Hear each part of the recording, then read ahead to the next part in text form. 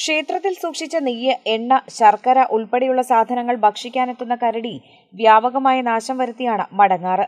ഒപ്പം കൃഷിയിടങ്ങളിൽ സ്ഥാപിച്ച തേൻപെട്ടികൾ തകർത്തും തേനടകൾ ഭക്ഷിച്ചും കർഷകർക്ക് വൻ നഷ്ടവും വരുത്തിയിരുന്നു. മനുഷ്യജീവനു ഭീഷണിയായ കരടിയെ പിടികൂടണമെന്ന നാട്ടുകാരുടെ നിരന്തര ആവശ്യത്തെ തുടർന്നാണ് വനംവകുപ്പ് മേഖലയിൽ 2 കെണികളും കരടിയുടെ നീക്കം നിരീക്ഷിക്കാൻ ക്യാമറകളും സ്ഥാപിച്ചത്.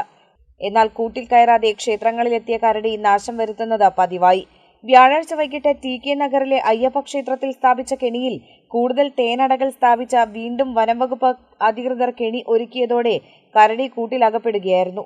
നിലമ്പൂർ സൗത്ത് DFOയുടെ നിർദ്ദേശപ്രകാരം സ്ഥലത്തെത്തിയ കാളികാവ് വനം range officer P. രാജീവിന്റെയും ചക്കിക്കുഴി deputy range officer KP. അഭിലാഷിന്റെയും നേതൃത്വത്തിലുള്ള വനപാലകർ സ്ഥലത്തെത്തി കരടിയെ കൂടുസഹിതം അമരമ്പലം RRT ക്യാമ്പ് ഓഫീസ് പരിസരത്തേക്ക് മാറ്റി.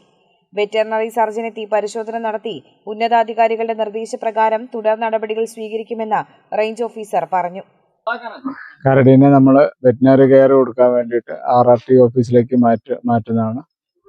തുടർന്ന് ബഹുമാനപ്പെട്ട ചീഫ് വൈൽഡ് ലൈഫ് വാർഡന്റെ ഉത്തരവിന്റെ അടിസ്ഥാനത്തിൽ കരടിയെ തുറന്നു വിടുന്നതിനെ സംബന്ധിച്ചുള്ള കാര്യങ്ങൾ തീരുമാനമെടുക്കുന്നതാണ്.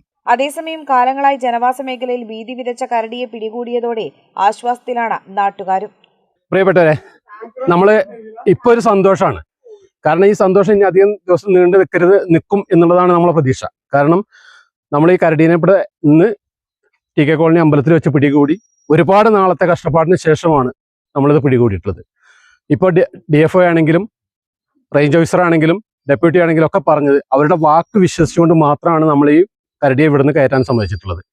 കഴിഞ്ഞ വർഷം ഫെബ്രുവരിയിലും മേഖലയിൽ ഭീതി വിതച്ച കരടിയെ സമാനമായ രീതിയിൽ പിടികൂടി കരിമ്പുഴ വന്യജീവി സങ്കേതം ഉൾപ്പെടുന്ന കരുളായി ഉൾവനത്തിൽ വിട്ടയച്ചിരുന്നു. എന്നാൽ ഇപ്പോൾ പിടികൂടിയ കരടിയെ കാട്ടിൽ തുറന്നു വിടരുതെന്നും മൃഗശാലയിലേക്ക് മാറ്റണമെന്നുമാണ് നാട്ടുകാർ ആവശ്യപ്പെടുന്നത്. കേരള വിഷൻ, വണ്ടൂർ.